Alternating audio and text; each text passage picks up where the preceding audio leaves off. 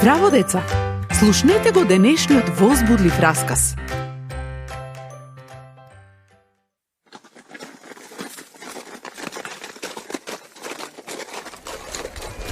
Вие, луѓе од Назарет, дојдете овде и слушнете ја заповета на царот. Ќе се изврши попис.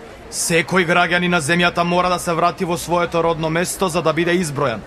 Тоа, се разбира, не е добра вест. Но откога ќе бидете избројани, можете да се вратите овде. Почитувајте го законот. Запомнете, царот е строг. Целиот Назарет бил вознемирен. Многу луѓе биле вознемирени. Заповедта на царот не се вклопувала во нивните планови, но се вклопувала во Божиот план. Дури и Марија и Јосиф требало да се подготват за тоа долго патување.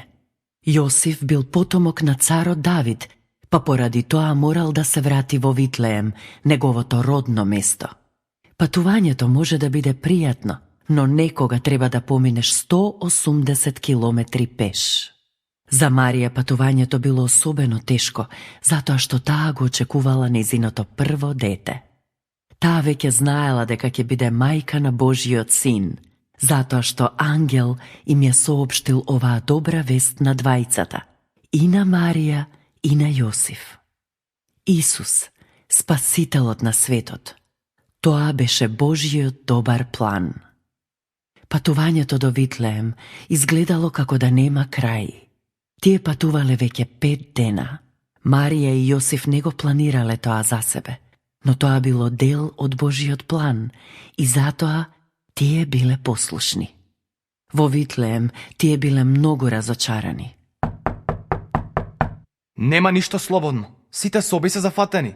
Прашете на друго место. Одете, овде нема соба за вас. Насекаде, на другите места вратите биле затворени за нив. Најпосле нашле место во една штала. Штала во Божиот план. И таму, среде ноќ, се случило чудо. Се родил Исус. Марија го зела Исус, го завиткала во платно и го ставила во јасли. Божиот план бил остварен.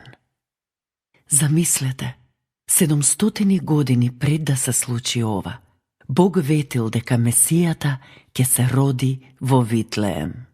Бог толку многу го сакаше светот, што го исполни својот план и ни го даде својот син. До следното слушање.